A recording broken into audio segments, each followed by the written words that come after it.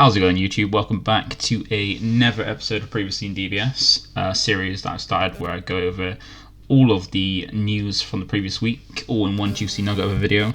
And today, once again, I'm joined by the new sensation, BigONotation. Say hello, Ollie.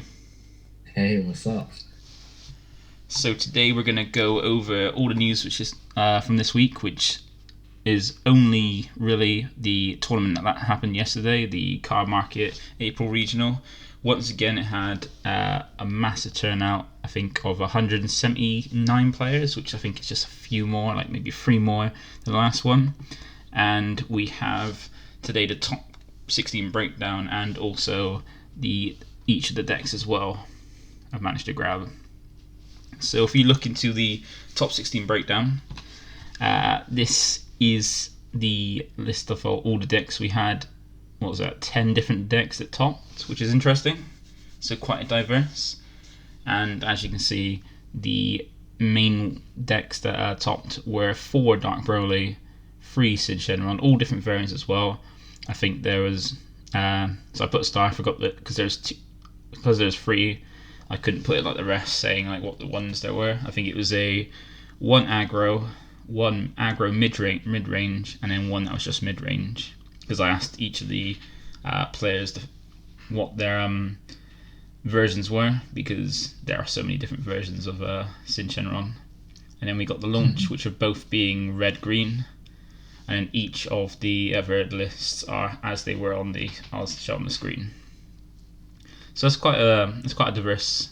I think it's almost as diverse, maybe one more than the last one.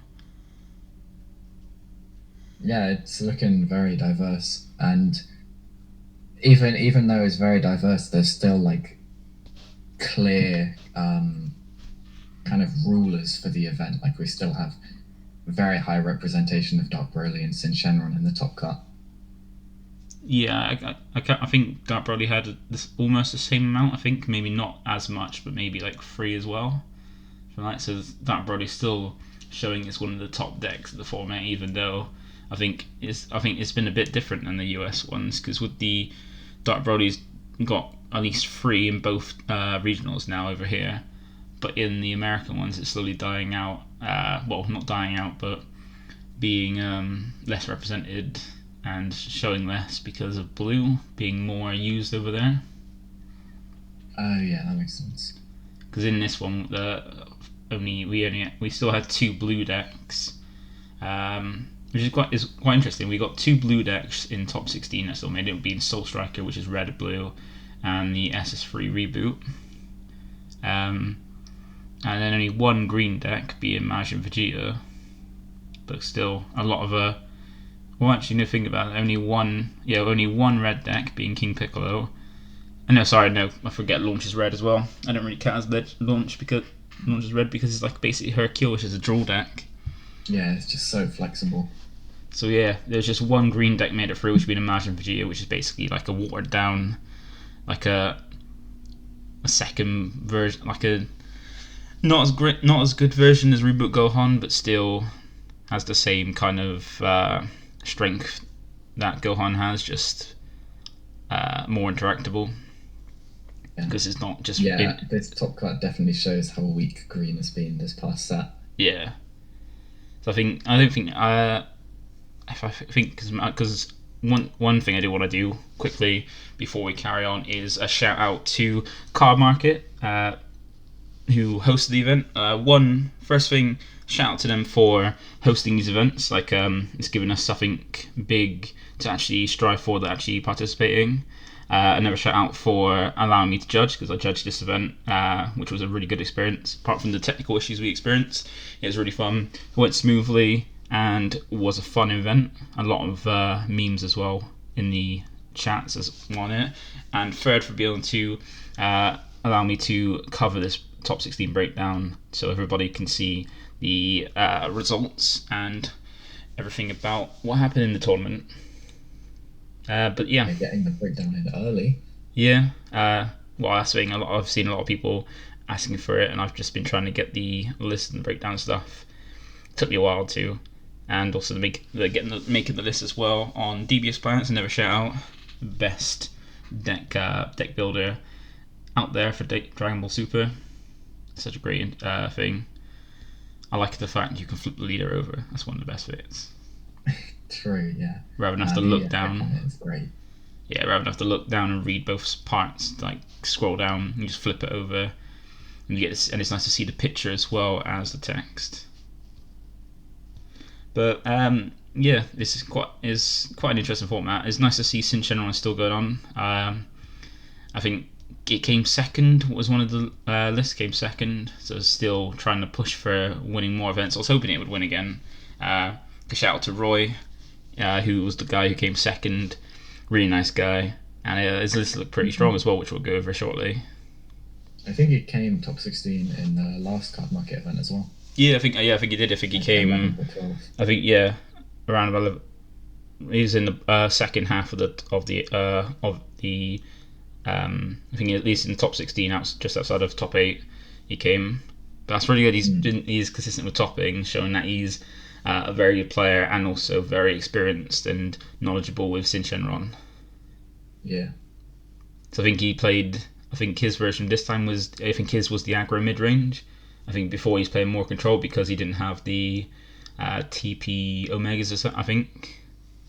Yeah, he was waiting for stuff in the post. Yeah. Right. So that's the top 16 breakdown. Quite diverse. I like every single colour showing in the top 16, with green just sneaking in with that matchup here, which I think did come quite high as well. I think 7th, which were maybe 8th. I think. I know it came in the. I think it came in the top 8. Top 8 of the event, and still some yellow coming in with seeing Skillless Gohan, which is a good deck. Very defensive. And Mecha still sneaking in, but less represented as well. So I guess I noticed that's one deck that in the US events it was showing a lot. US players love Mecha Frieza, but over here, while it's still liked by a lot of the experienced players, it's still not really pushing through much in our events. Yeah, so I don't see Mecha Frieza much over here. No, it is a strong deck, but it doesn't do much really. It depends on what your opponent's doing really, and it's just more stopping your opponent doing anything, which is a standard yellow deck really. Let's go into it. So we'll start off with the Everdart Broly deck list that were in the event top 16. So first one we have is first place Alfredo Rodriguez is Everdart Broly. So I can see that he's using the new secret rare, the lineage secret rare, out instead of Kai, which has been a trend now after recent events, because it's a really strong secret rare that especially when your opponent's going all in a swing, they've got to watch out. If you've got an energy open, you've got to watch out if they try to go for triple strike or double strike or anything like that, because you can have brainwashed either just take 1 damage and not take the damage by creating a life, or if you're going with a battle card, hearing the lineage secret rare from just snatching up your battle card, which is not fun to have, and I think you've experienced that while testing as well, going all in. Yeah, lineage showing up a lot more recently has been really annoying, because now I have to think a lot more. Yeah, that's one, like is probably a cheap alternative for a secret rare for any deck that can use, which is nice, and it's not very expensive at the moment as well. It's about, I know over here, about in the UK, 70 quid is like the baseline, between 65 and 70. It's really good, especially for aggro decks, but just generally. I think one of the things with this list that is different to ones we've seen previously is the inclusion of Belmont Double Destruction, which I think I've seen it in the Broly group talking about it.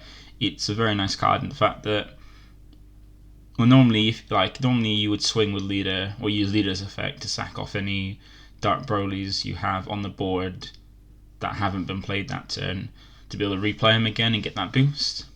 But Belmont allows you to sack off some of your Dark Brolys because they have unique, so you can play them again as well, and even add some more aggression while also adding some removal as well. So that's a pretty nice inclusion to Belmont. Yeah, I'm a big fan of Belmont. Belmont's one of my favourite cards in the game, just because of how generic it is, and how useful it is in so many different ways.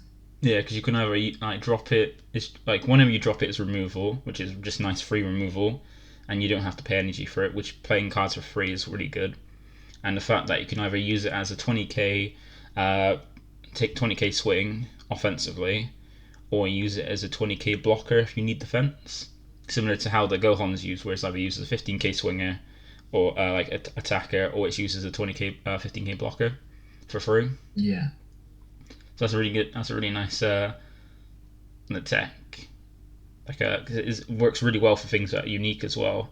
Because if you have multiple of them, it allows you to play one, then sack it off after it's attacked or done what it needs to do, then play it again and play another copy. Something I've been noticing a lot more with some of the Dark Broly lists, and I think is a trend throughout this top 16 with the Dark Broly lists, is that they've been cutting down on their Dark Broly count, specifically the two weaker ones, the one that warps one from the board and the blocker version. Yeah, the SR and the blocker. Yeah, like in this one, they've got 3 copies, where the other one's got 4 copies of each. Yeah, and I find that very interesting. I think that's just because people are trying to make their Dark Broly lists more aggressive, because it's leaning towards more of an aggressive deck. And also people have just realised that you only actually need to see 1 copy of each of the Dark Brolys, and then you're all good to go. Yeah, because if you warp them, you can easily put them back in with the leader's skill. And not especially with the blocker one is the worst one out of it, but it does come in handy in such situations with the fact that it can help you defend an attack.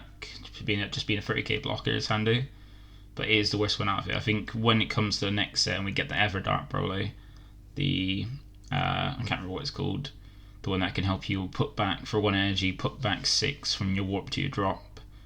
That's going to be probably replacing that, or maybe putting this Dark Broly to 1. Maybe. Yeah, that's true. I know it will be definitely included, but I'm not sure how many of this blocker Broly people are going to want to play afterwards. Because at least with the other one, the new one, it actually is a 5k. And the difference is, just like Bridal Destruction, the red one here, the 7 cost, it actually has a combo cost of 5k as well. So it can be comboed with on your opponents on the front side to help you defend a bit more. And the blocker version will probably be moved to the side deck, so that, because best of 1 format might have finished by then, hopefully. Yeah, and, if we do by then have IRL events, having best of 3 back would be nice again. Yeah, because the block is only really useful against aggressive decks, so it will probably be moved to the side deck for that kind of reason. Yeah. But apart from that, the list was pretty standard outside the interesting Belmont tech, and having the lineage secret rare in it as well. It's really, I think the big difference as well is with the Kai, you're using 2 energy to 1 play it and 1 use it as a board wipe, whereas least but then it can't help you from a game-ending swing against you. But at least this can help against anything that's anything battle card related is trying to kill you. Or even on your turn, just taking one of your opponent's card to kill them with, if they thought in rest mode, or like stealing their blocker, or just taking something from theirs to help you. Yeah, it's a very flexible card. But it's a very interesting list, and I managed to take first place going XO. It's 8 solid wins, which is really impressive as well.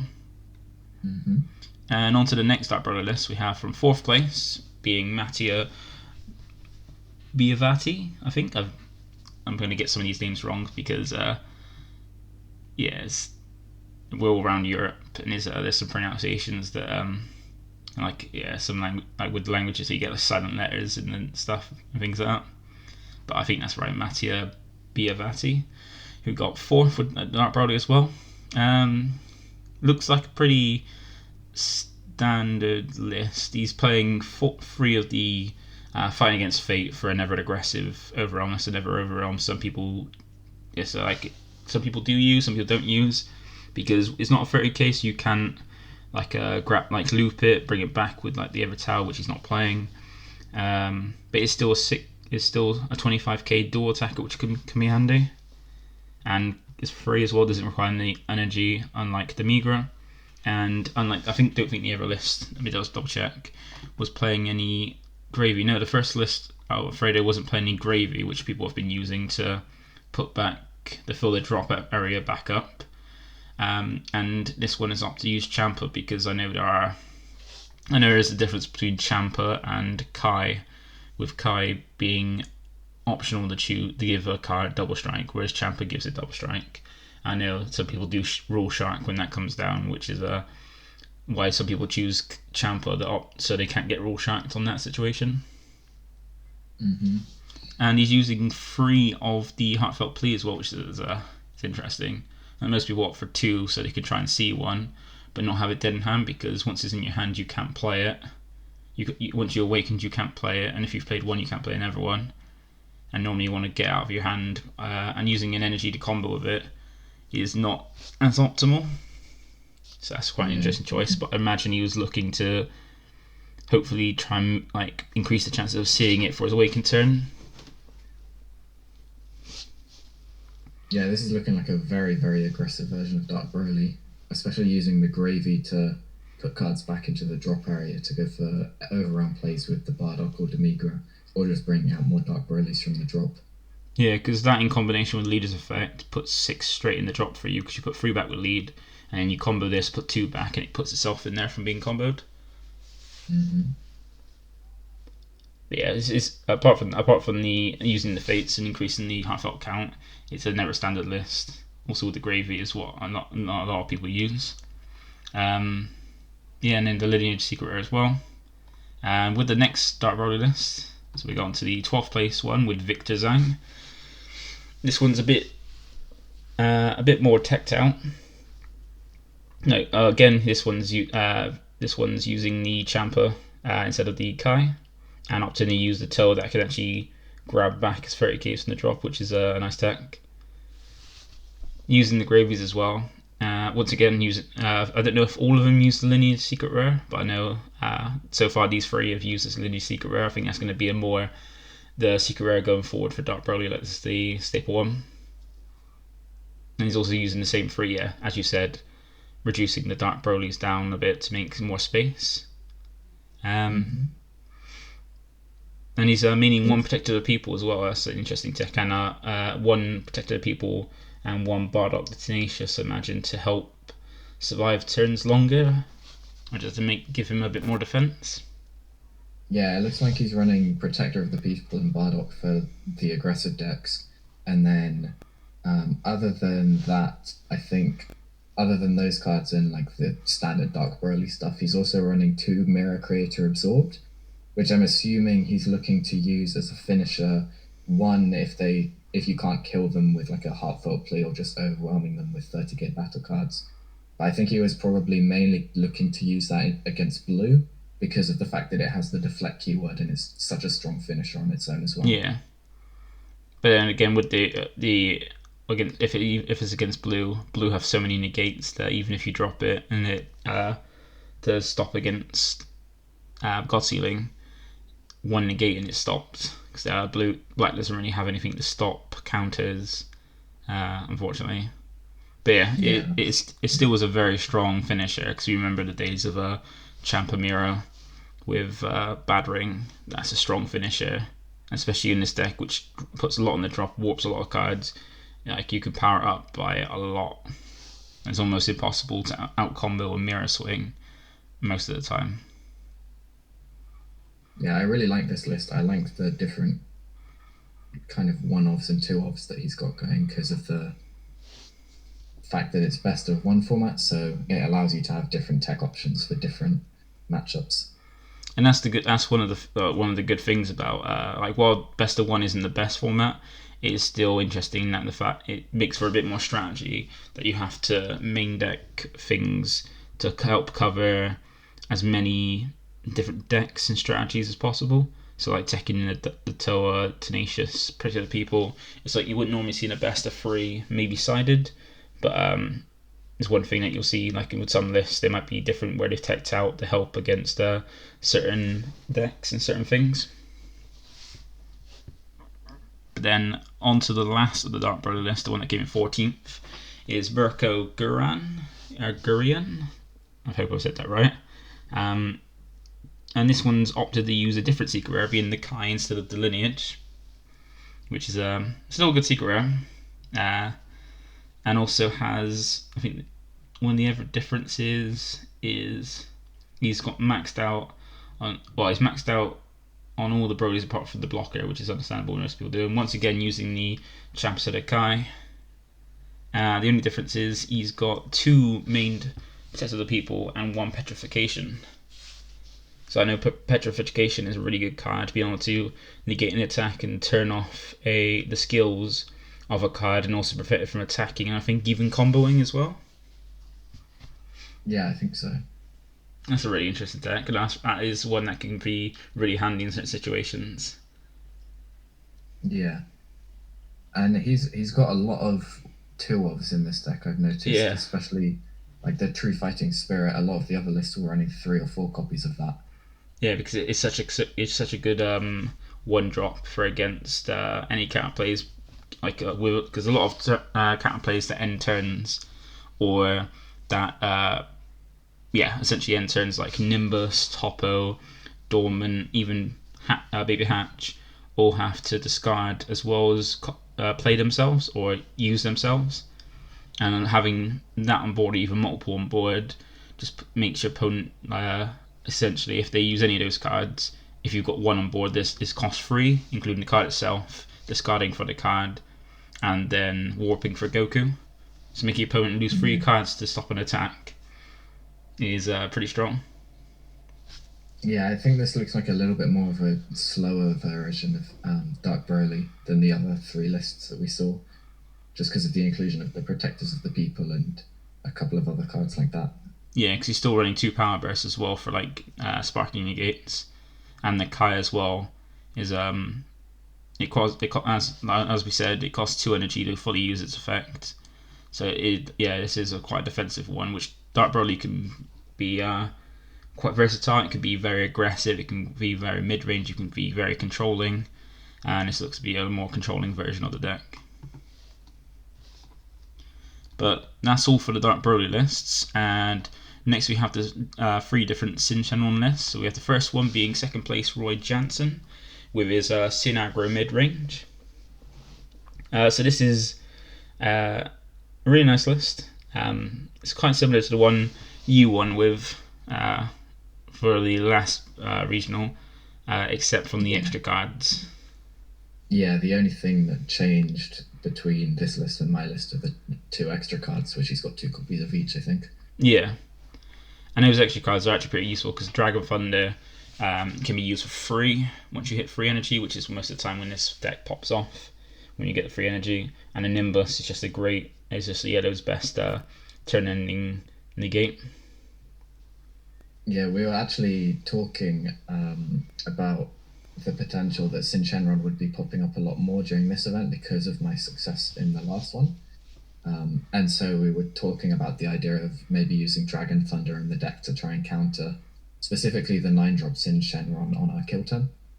Yeah, because it has the effect of if you use it by actually paying an energy for it, it can negate your skill of a card, can it? Yeah.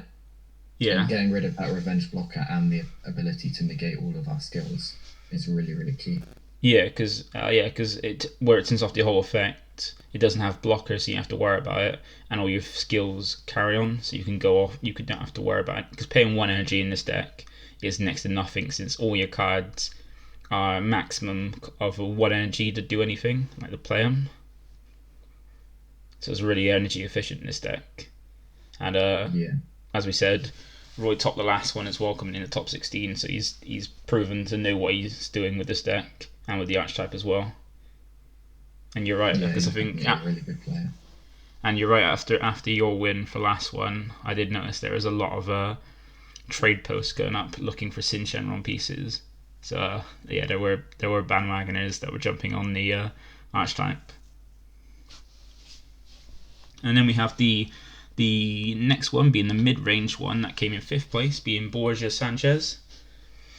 This one's interesting because he's not using, like most Sin Shenron decks, they opt to use the Cell Zeno Secret Rare just because of the fact that it's easily droppable in this deck. Like literally turn 2 you can drop it, and it's one of the best secret rares, and really the best secret rare you can have for any yellow or green deck if you're able to drop it, which Sin Shenron can do with ease. but Borgia chose to use the Lineage Secret Rare instead. Yeah, I find that very interesting actually, because Cell Xeno is so strong for the deck. I mean, potentially it could just be that he didn't have the Cell Xeno. Yeah. But maybe it was to try and make the deck a little bit more defensive, so that he had the option of using one energy to take an attacking battle card that the opponent had full comboed in on, or something like that. Yeah, because that could be one of the things. So I know Cell Xeno is a bit expensive at the moment, being very. I think it's, I don't know, is one of the expensive secret rares that a lot of people want. And same with as well, he's got one copy of the TP promo as well, which could also be the same thing, where he could only grab one copy, or he could only pick up one. So that might be why. But he is wanting the Sin Shenron line as well, which is interesting, which is good because it is the mid-range one. But he's also running the Rage Shenron, which I wouldn't expect to run in the mid-range really. Yeah, that's actually very interesting as well. I think he's just looking for that kind of flexibility between different matchups. Yeah, because normally I think Rage Shenron is normally something you want in the aggro version. Just make sure you're like a self-awakening without having to have a unison, which I haven't seen any Shenron deck at the moment have. Well, we haven't seen a control one yet in the top cut that I remember with any of the unisons. But maybe it's just a way to help self-awaken quickly, maybe. But it's interesting. I do think that the Sin Shenron deck really doesn't need the Heroine's Lineage to add extra defense, just because it has already so much inherent defense built in, because it has its blockers. It has Barrier Blocker with the Omega copying the Oceanus Shenron, and it also has the Swift Spirals Oceanus Shenron and the Venomous Mist Haze Shenron, which can be used as either removal or ways to get more blockers. That's so true. I am really interested why he chose to run the Lineage card, because I feel like the deck doesn't really need it. I suppose one good thing you can have for the mirror match, maybe, if they is that you could take, if your opponent's got a Nova, you could take their Nova to bring out, say, a Sin, if you the Sin 4-drop if you haven't got it, then sack it off for your Omega, and then have 12 for your Cell Xeno, but then you can't play Cell Xeno if you got that. So I'm not sure, unless it's just to use, like in the mirror, as I said, use Nova to revive something from the drop, and then sack it off for your own Allies Absorb, maybe. But we're not going to know, because it could be either a personal choice or an availability choice. But going on to the last of the three Sin Shenron decks, being the 7th place one from Giovanni Castaman. This is a Sin aggro deck. So this is like a dedicated aggro version. So he's running standard Shadow Dragon stuff, 3/3 on the Rage Shenron. He's still running the Sin Shenron line, being a 3 on the 9-drop, 3 on the 4-drop, and 2 of the Bull. I imagine that's similar to how you run it for yours, just basically having like that mained because it's a best of one. It can help in certain situations, like against Launch and Red Broly. And also won the Pan the Ape Whisperer. I would be interested to know why he ran only one. Because normally when you're waking, you want that really so you can get as many swings as possible, because that gives you an extra swing of either your Cell Xeno or TP Omega. And also the Overrealm choice as well. Like, I know some aggro decks do run an Overrealm, but normally it's the Trunks Overseeing Time from set 4, and I imagine that is because you can warp your drop and grab back your Cell Xeno if you mill it, or the TP Omega if you mill it.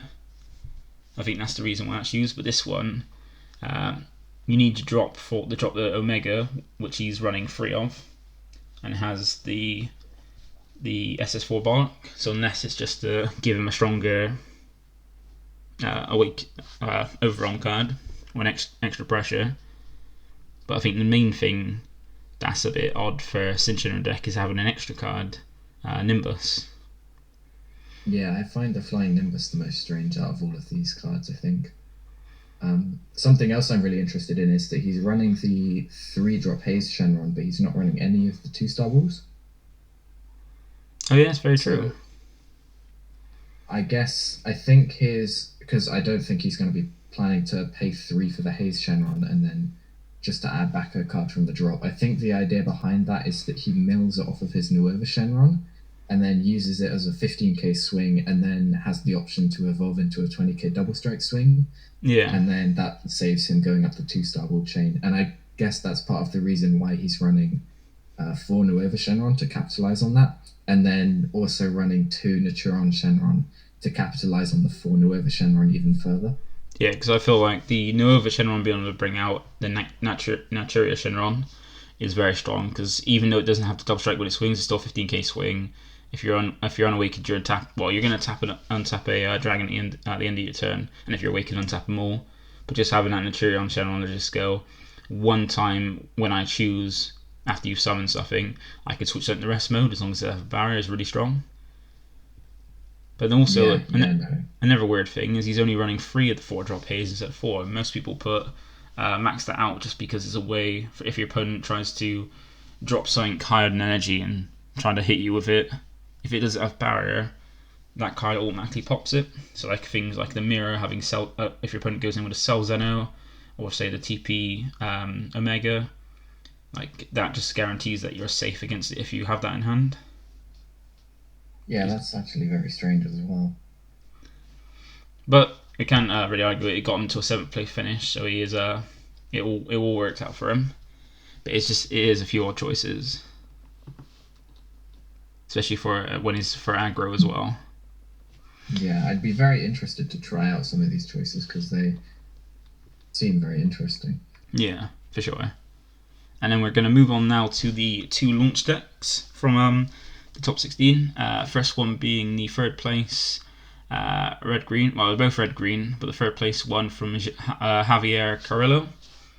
So this one's an interesting one because it's running. Well, I think a lot of decks, if they can't get a good a generic secret rare, or if they don't have the Kai, or don't want to use a themed one like for red, there's not really a great red one. Even for red green, the scramble one still requires 5 energy. I imagine that opt for the Heroines Lineage. But this one it looks like quite standard. It's got the most of the red green stuff you would normally expect to see in launch. It's got it does have the Vegeta protecting its loved ones, which is the blue hate, which I imagine just to help with the blue matchup, because blue can be quite defensive even against this. Only 1 mercenary tower, which is interesting because normally that's an extra spam and also critical spam as well that you can help this sack off for the Belmont. And only one Kai and 1 newfound power, which is interesting. Yeah, I guess. And he doesn't have, as far as I can see, he doesn't have any other self-awakening in the deck. So maybe he just found that in his matchups he doesn't really need to self-awaken. Well, no, with launch you don't really need self-awaken, with the fact that by just flipping over life you flip over your sides. And like I think... but like accessing that extra card pool, I guess. Oh yeah, I see what you mean, yeah. Yeah, I suppose that's true. Like because when you go through your life, when you play as launch, as you go through your life, you're looking at each card individual to see what's in there, so you can like remember which one's which. And I suppose if there's something you want in your life that you want to grab, that is a good way to grab it, and also providing a 15k crit swing for 1 energy. And a lot of time with launch, you're going to be quite high life, where to get your draw power, you're comboing off cards to the draw, which means you're defending out attacks. It's hard to get hit. But it looks like quite a strong list. I'm also curious why he only ran 3 Violent Rays, because I've seen a lot of red decks just maxing that out recently, because it's so strong in the current meta. That is true. But then, even then, 3 is a good number. 3 to 4 is a good number, because you're still more... And I guess he's trying to be the aggressor in the matchup, so he probably doesn't need 4 Violent Rays. Yeah, because Violent Rays is fair, because it only requires 1 energy, and leaving 1 energy up is not too bad. with launch's draw power as well, and be on a look at your life to see what's in there, you're highly likely to see at least one violent raise in the game with launch. And then on to the second launch, which came in 11th place by Dennis Caval. This one ran with the Ever launch. It was a 57 card deck. With Dennis, he chose to go for a full-on 60 card deck, and a lot of tech choices in this one. He's got the Unwavering Goku as an arrival choice. I think, along with the Gods and the Gogeta. So that's a really good defensive one, and also is a good way, even offensively, to give something 5k power, which is good. He's running a Scramble Secret Rare as well, so a good way to burn your opponent down for the last life, because you can stay at quite high life with that to help finish off games. And imagine getting to 5 energy with launches, draw power, and survivability is really good.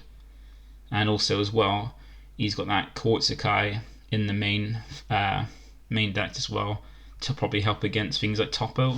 So against Red, you help with Toppo, and also is really good for the King Piccolo match as well.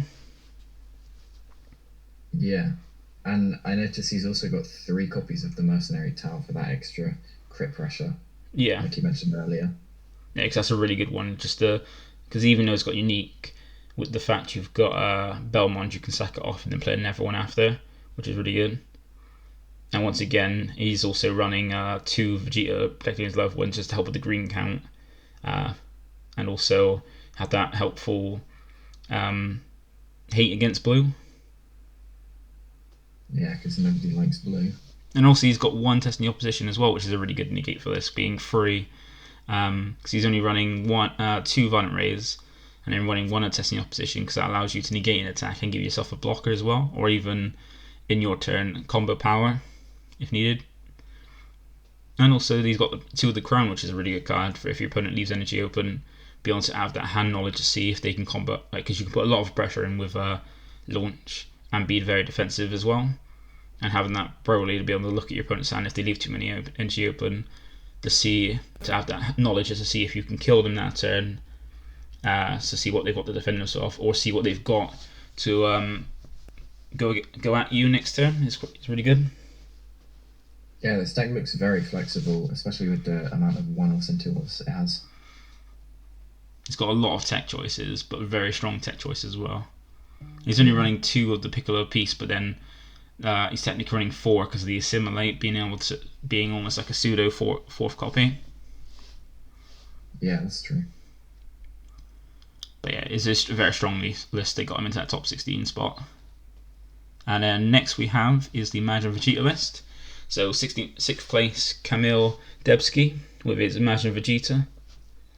The only green deck that managed to sneak in, and it's quite interesting. Is using what I've seen a lot of Imagine Vegeta decks do is by go with the filled card route. So it has the 4 of the Babidi you want turn 1 to play, and play the filled card from your deck. He's got the Boo lineup, but instead of he's only got 1 copy of the Dark Parasite to go up into, but then also he's got the 4 of the Boo from the Toe deck as well, which is a very good card to help. It kind of staves off your opponent attacking the leader, because if it's on board in rest mode and your opponent attacks a leader, then they have to discard 2 cards if they want to do that, and also having Barra as well for 20k means it's hard to remove. Yeah, he's running a solid Xeno package here with the 3 Majin Buu Xeno, and then the bigger targets for the 4-drop Buu Xeno being the 4 copies of the 7-cost Buu, the 4 copies of the 6-drop Slug, and then 2 copies of the Turles. Yeah, because they're all targets for it, isn't it? To bring out if they see it from the top 7, which is pretty good. And that Lord Slug being a triple striker that also acts as the deadly defender is very good. Yeah, something I like about this Xeno engine is that it will put on a lot of pressure, and especially in Majin Vegeta, where your leader's going to be double strike, and you're going to be inherently putting in a lot of pressure anyway.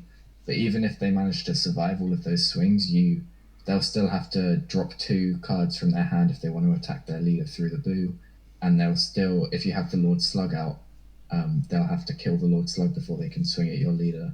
And I think the Turles offers some kind of defensive thing as well. I'm not entirely sure.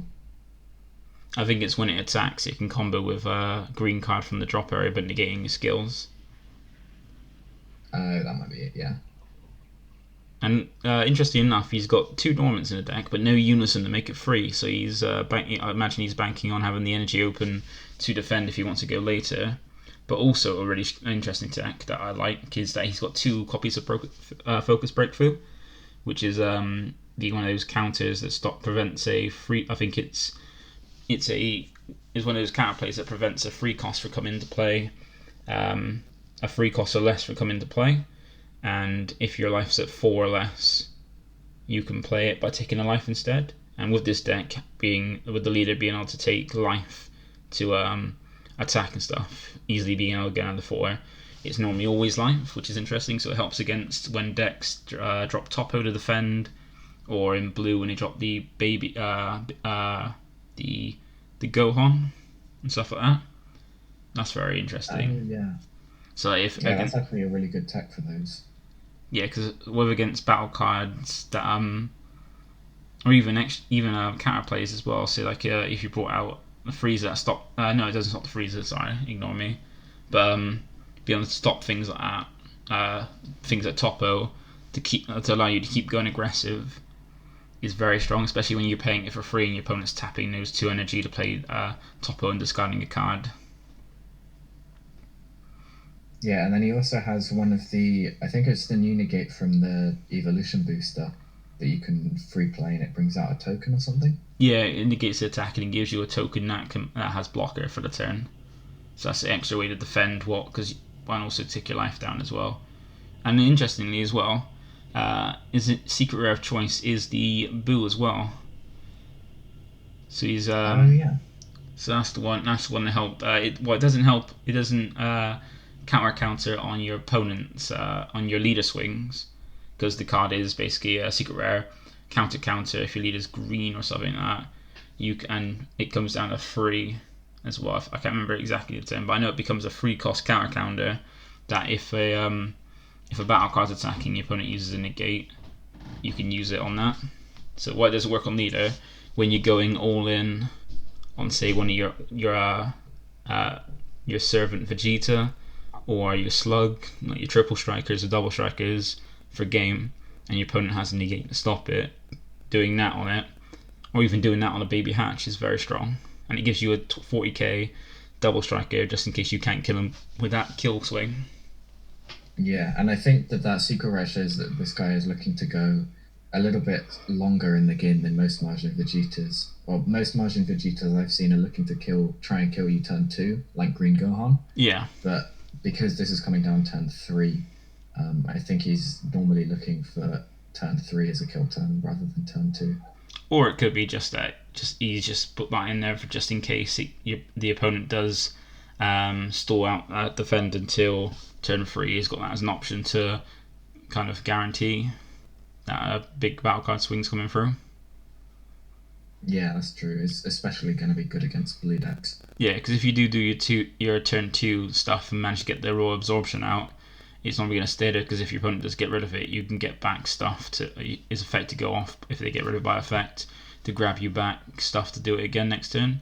And if it does survive, having that swing is 25k double strike, having that to protect it when you're and make them lose whatever they're using the negate is pretty good. But it is interesting that he doesn't have any of the any unison package, but still has those 2 dormants to help survive. It's interesting. And then we have the next list is the King Piccolo that took 8th place, being Alvaro Carmona. So this one seems pretty standard for a Piccolo. Like you probably know more about King Piccolo than me. Yeah, I've played a little bit, although I haven't. I basically dropped playing it as soon as people started doing well with it, and my build was slightly different. My build was like running the 6-drop and all of the not so good stuff, basically. So this one's got. It does look very interesting. He's running He's running a 2-2 split with super combos of Raditz and the Piccolo. I know a lot of decks opt to run 4 Piccolo because it's usable to use with the leader's skill from life to combo it from life. Yeah. But I think his thought process behind that was either to like have one copy of the Piccolo in life or one copy to search out from something. I think there's something that searches Namekians in the deck, maybe. Yeah, there's the 1-drop King Piccolo Dragon Ball section, which looks at top 5 for either the Unison or Namekian or Demon Clan. And there's the King Piccolo Time to Fight, which can search a Namekian or Demon Clan straight from the deck. Yeah, so I guess he had those kind of as like search targets, but maybe ran the Raditz because he thought of it as a better super combo. Honestly, I'm not sure. I feel like 4 of the Piccolo would have been better. Well, I think the one benefit the Raditz has over the Piccolo is that you can put something dead in your hand. So if you've got an extra card that you can't use, say you're tapped out and you've got Violent Rays or Death Ball or Attack a Demon Clan, or even your secret rare that you don't feel like you're going to need that game, or any spare copies of the Scion that you already, like say if you already got one of those on the board and you have one in hand, you can put those back to the bottom of the deck and draw 2 new cards that could potentially help you while getting that 10k combo.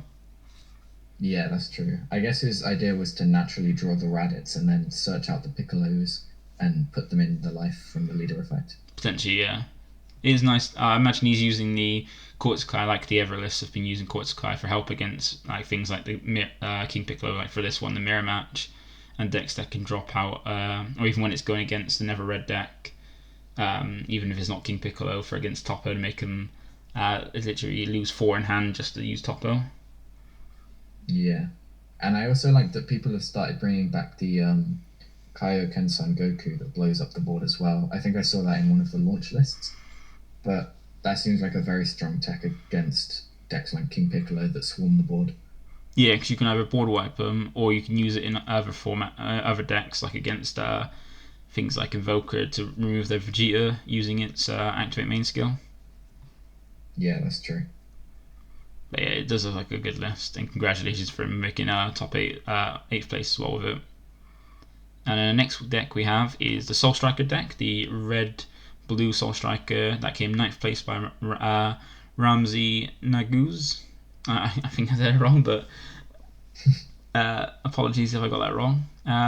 So he's running this is more of a tricolour actually after looking at it, but then I don't know if you can count a tricolour because it's got one of the massive super combo, which I imagine is to help with defense. The Goku and hit, which you can bring out by either comboing easily by comboing just any blue card and either Ape or by using the Zamasu.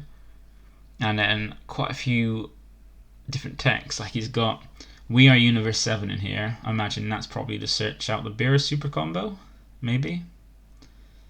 Yeah, I think so. And maybe even the Goku Hit Alliance if he wants it as well. He's got the Fu there as well. Fu's a good tech, especially with blue, to help finish off games once he gets 6 MG, which is easy enough to store for blue, and it gives him with the Hatchak, in a sense, 2 secret rares because Fu is almost like a secret level card. So it just finishes games like that. And then he's got Turney's Cost to kind of help him draw more cards if he needs be, just to help him draw, because he can draw 2 if he taps. Well, okay, he can draw 2 and then untap energy with the lead. And he's interesting, he's running 1 God Slicing Dark Kamehameha. I imagine because by turn 3 he's going to hopefully want to have the Unison out, which is hard to take out because it goes straight up the 5 markers as soon as it's dropped. Because it's a +2, it's first one to draw a card. And he's got that as a good counterplay for 4 cost or less, which is pretty interesting. Mm-hmm. And then he's got maxed out on Topos to survive as well. Yeah, this looks like a really interesting deck. I'm a big advocate for different like 1-offs and 2-offs and low ratios in any kind of deck, just because I think tech options in the main deck is really important. So I'm a really big fan of this deck. Yeah, like he's got the Freezer there for helping help mill as well, help do his mill strategy, and also board wipe because it goes through barrier. He's got the Vegeta and Goku to help negate an attack and then potentially be able to help survive more a wide board by giving your leader 5k unless they want to attack it first. and then things like he's got one of the Great Saiyan Man as a barrier blocker that can help him as well. Maxed out on Toppos, maxed up on 8 because he can just give him so many draw cards.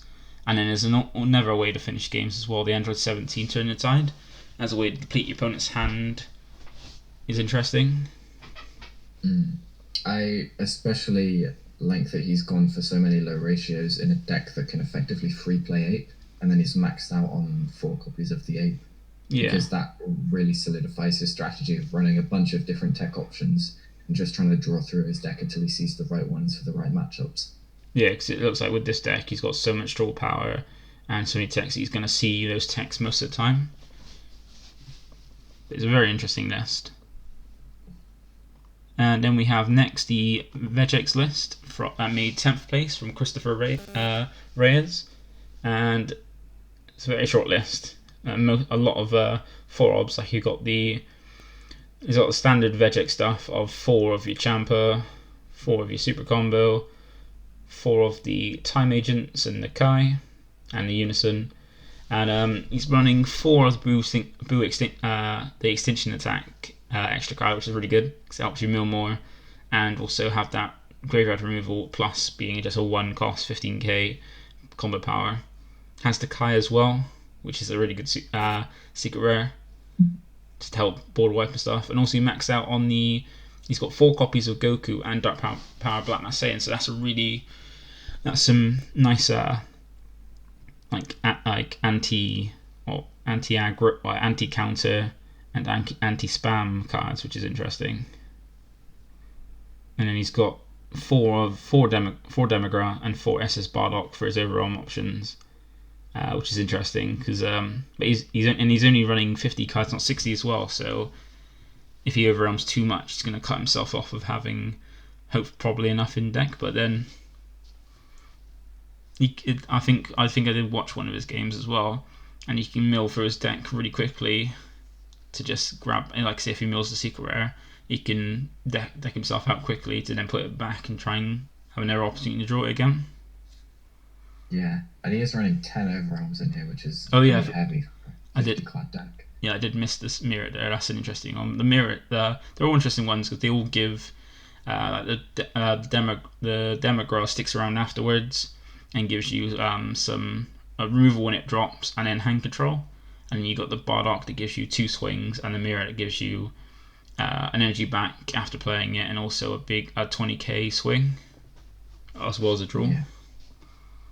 And they're all plus 5k combos, so nothing's really dead in your hand for combo power, which is good. This looks pretty standard. Vegeks just trying to mill a bunch of stuff and then go in for a huge finish with Majin Buu and Champa on 4 copies of each.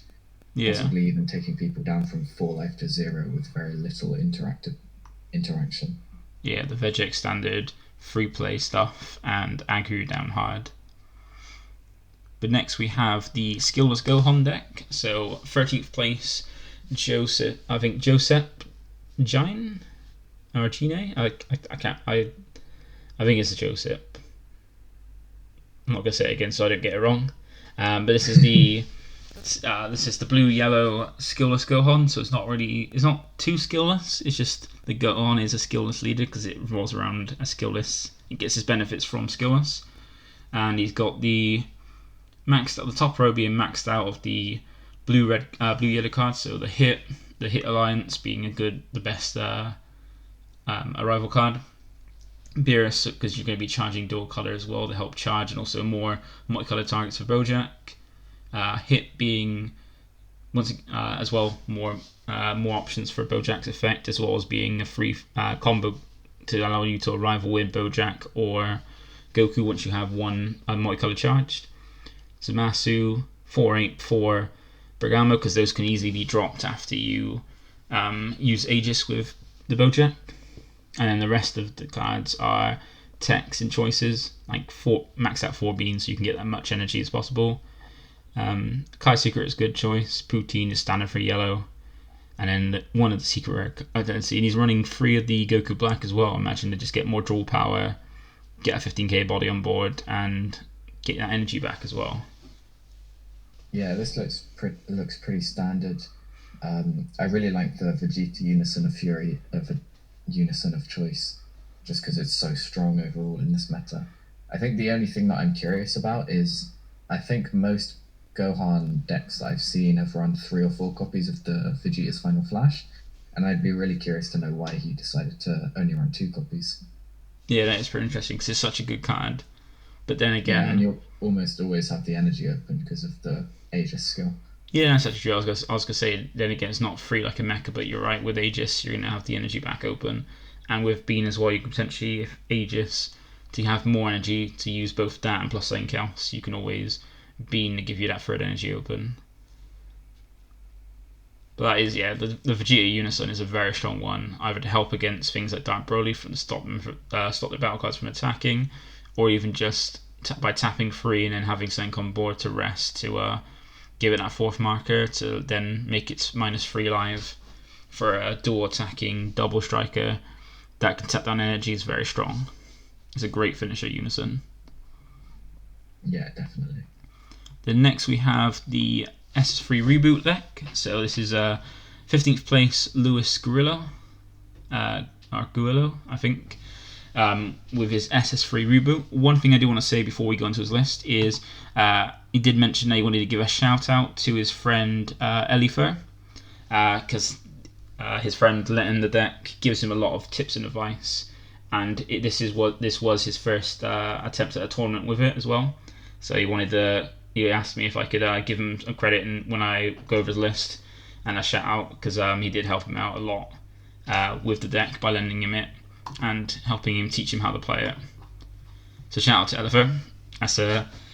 But it's still, for a first tournament trying this deck and topping as well with a deck and in a colour that's not really that strong at the moment is quite impressive, really. Yeah, that's a definitely good achievement. But then his list is quite mad as well. Like, I know with this deck, you can easily get to 6 energy, and then once you get to 6 energy, because the leader gives you a cap at only 6 energy by its permanent, you just once you get 6 energy, you just get that advantage by using things like the SS4 Vegeta, Rise of Super Warrior, because that card you can tap out to play it, and then what it does is it looks at the top 4 cards of the deck, and you can either add them to your energy, add them to your hand, as long as they're mono blue. So with this deck, you tap out, you get the 6 energy, you run up the 6 energy quickly, play that, and then you look at the top 4 cards, if they're in a mono, and then if they're all, and whatever mono blue ones are to your hands, you can potentially +4, draw 4 from that card, and then the leader's going to untap 3 at the end of the turn. And then he's running 10 different unisons. No, it's not 10 different unisons. Sorry, 10 unisons, 4 different ones.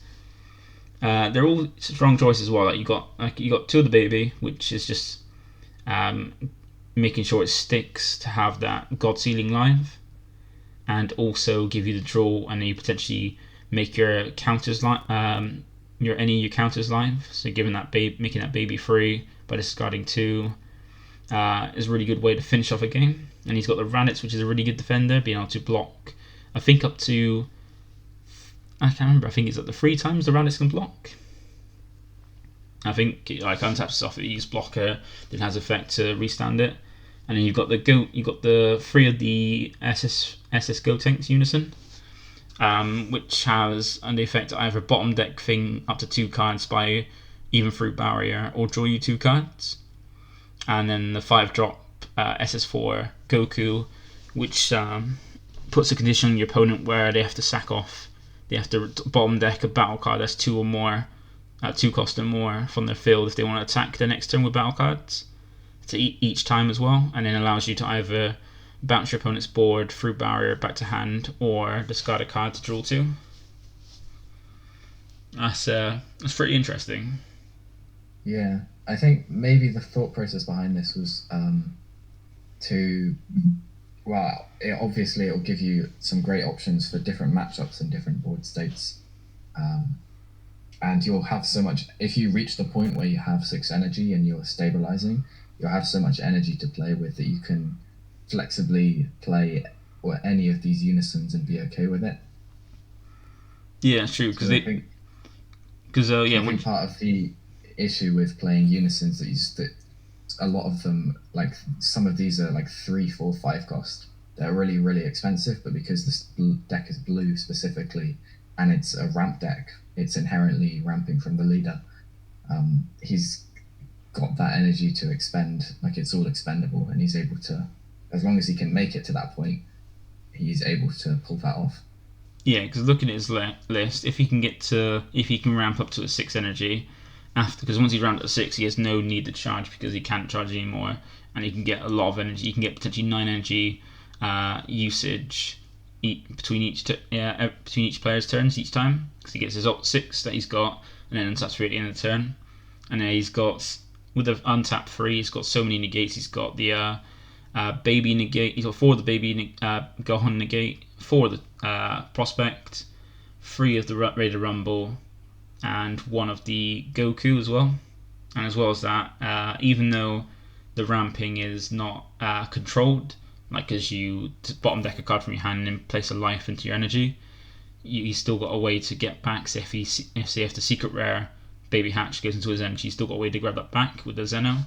But because he's running 1 copy of that as a super combo and 3 of the Vegeta, and he has a lot of removal on board, a lot of nice text, because he's got the 2 of the Gohan and Piccolo, the bottom deck stuff, which is interesting, and then 2 of the Roshi, which can bottom deck when it plays, provides him with 2 25k critical swings, as well as a draw at the end of every turn it survives.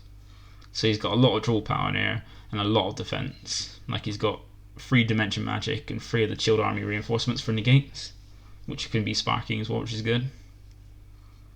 Yeah, I love that Gohan and Piccolo card, and I think that this is a really nice deck for it to be used in, because it has so much energy to play with, that even though it's 1 energy, and for a lot of decks that would be quite expensive, for this deck it's perfect.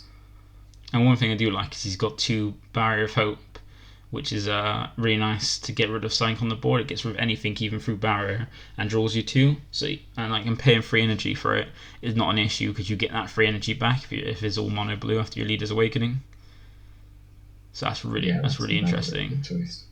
And he's got some aggro in Abuni as well to give that wide finish for basically 1 energy. Well, not even 1 energy for free, essentially, because you pay 4 for it, get those 3 tokens. If you hit a battle card off the top with its effect, if it actually main, you then untap that 1 energy for Abuni, and then free leader, so you paid nothing for it, which is pretty cool. But it's a very strong list, very defensive. And it's nice to see that for his first event he managed to make top 16 with it as well. Yeah, definitely. And that brings us to the last deck of the top 16, being Mecha Frieza with 16th place, Bartek Pakula. I hope I got that right. And this looks like a pretty standard Mecha Frieza list, apart from the fact he's using... Well, it's a little bit less standard, actually, considering that, because he's running 3 of the Beerus Godly Majesty, along with the 2 Belmont as well. So I see the Bardock's in there, the Overrealm. That seems like his Overrealm choice. And with the Beerus as well, to make it so you don't lose anything, you get a +2 essentially. And then the Belmont, just imagine that's to get rid of Basil after swinging with it twice, and 2 other things that you've already swung with, to then allow you to use the Assemble to bring it back at another copy of Basil to swing for another 2 swings. So you potentially get 4 90k swings in a turn. That's pretty interesting. Yeah, I really like the inclusion of the Bardock, Beerus and Belmont engine. I think that makes the deck a lot more aggressive and able to put on a lot more pressure, which is one of the strengths of Mecha Frieza, in my opinion, being able to pressure with your 3 extra cards, especially the U9 Assemble, and gain a bunch of advantage in the early turns, and then really explode with like the Bardock Ape and the Bagamo combo. Yeah, because that is pretty good, because you get 2 swings with Basil, then 1 with Bardock, 1 with Beerus, then you sack him off for a Belmont, which is another swing and removal, or even defense if you want it, and then if you can bring out another U9 assemble, you can get another Basil, which then gets you 3 cards from playing that assemble from Assemble and Basil, and then another 2 swings, giving you 7 swings, 8 Wood Leader in a turn all for free as well. You paid no energy for that. Yeah, and you've had 8 swings in a turn. I really like the idea of playing Mecha Freezer as a tempo or mid-range deck rather than like a slow, grindy control deck. Yeah, because a lot of the Mecha Freezer decks we see are more controlling deck, more grindy, whereas this seems like more of an aggressive version. Yeah. And you still got the Cell Zeno as well, because that is the possibility to still get that out. With the help of Beerus and Belmont as well being colours that you can use for Cell Zeno. I mean, you could drop that very easy, maybe just as early as Sin Shenron can drop it as well. Yeah, I expect so. But yeah, that's all the top 16 decks we've got. That's all of them covered. So once again, thank you for watching. If you have watched it all the way to the end to see all the lists, and if you've enjoyed this, if you have enjoyed it, feel free to give the video a like to let us know that you are enjoying these kind of videos, this kinds of weekly news nuggets. Also, comment if there's any questions you have regarding this or anything we went over that was wrong. And lastly, feel free to give a sub to both myself and BigONotation, which the link to his channel will be down below. And also remember to check out CardMarket, because there's one more regional coming up in May that tickets are still on sale for. And also check out Deck Planet as the best deck builder site in the game at the moment, in our opinion. Apart from that, Ollie, do you want to give any shout outs or say anything before we finish? Nah, I don't think so. Just check out all those links in the description. And also don't feel free to check out the ScrubGames Discord and also the BigONotation Discord, which links will be down below for them as well. And also check out my Facebook page to keep updated with my videos and updates as they come and go. But that's enough for today. It's been over an hour, so we're going to let you all get back to either doing whatever you're doing after watching this, or go to sleep like we probably will do after. So thank you for watching, and goodbye.